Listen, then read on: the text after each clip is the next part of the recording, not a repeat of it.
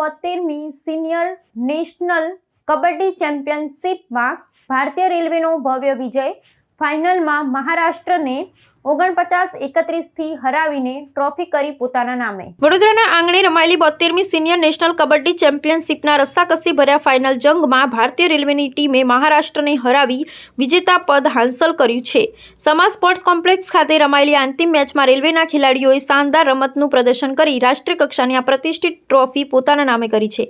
વડોદરાના સમા indoor stadium ખાતે 4 દિવસ સુધી ચાલેલી 72મી સિનિયર નેશનલ મેન્સ કબડ્ડી ચેમ્પિયનશિપનું શુક્રવારે ભવ્ય સમાપન થયું હતું। સ્પર્ધાની નિર્ણાયક ફાઇનલ મેચમાં ભારતીય રેલવે અને મહારાષ્ટ્રની ટીમો આમને સામને ટકરાઈ હતી, જેમાં રેલવેની ટીમે 49-31ના સ્કોર સાથે મહારાષ્ટ્ર પર 18 પોઈન્ટની વિશાળ સરસાઈ મેળવી વિજય વાવટો ફરકાવ્યો હતો। સુનિલ કુમારના નેતૃત્વમાં રમી રહેલી રેલવેની ટીમે શરૂઆતથી જ મેચ પર પોતાની પકડ મજબૂત બનાવી રાખી હતી અને પ્રતિસ્પર્ધી ટીમને પુનરાગમન કરવાની કોઈ તક આપી ન હતી। આ ખેલ મહાકુંભના વિશ્લેષણ મુજબ ફાઇનલ મેચમાં રેલવે તરફથી પંકજ મોહિતે 12 રેડ પોઈન્ટ્સ મેળવી આક્રમક રમત દાખવી હતી, જ્યારે આસુ મલિકે 8 પોઈન્ટ્સનું મહત્વનું યોગદાન આપ્યું હતું। સંરક્ષણ પંક્તિમાં શુભમ સિંધે સમગ્ર ટુર્નામેન્ટમાં 27 ટેકલ પોઈન્ટ્સ સાથે સર્વોચ્ચ દેખાવ કર્યો હતો।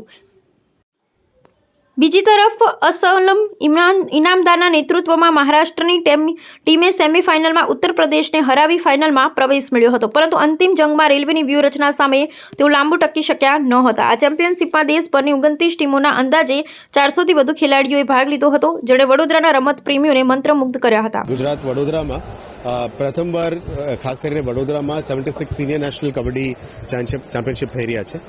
મને કહેવામાં આવ્યું છે કે લગભગ 30+ ટીમ્સ અહીંયા પાર્ટિસિપેટ કર્યું છે, એટલે ગુજરાતના સિવાય આખા દેશભરના તમામ રાજ્યોના ટીમ્સ, સ્ટેટ ટીમ્સ અહીંયા રિપ્રેઝેન્ટ કર્યું છે।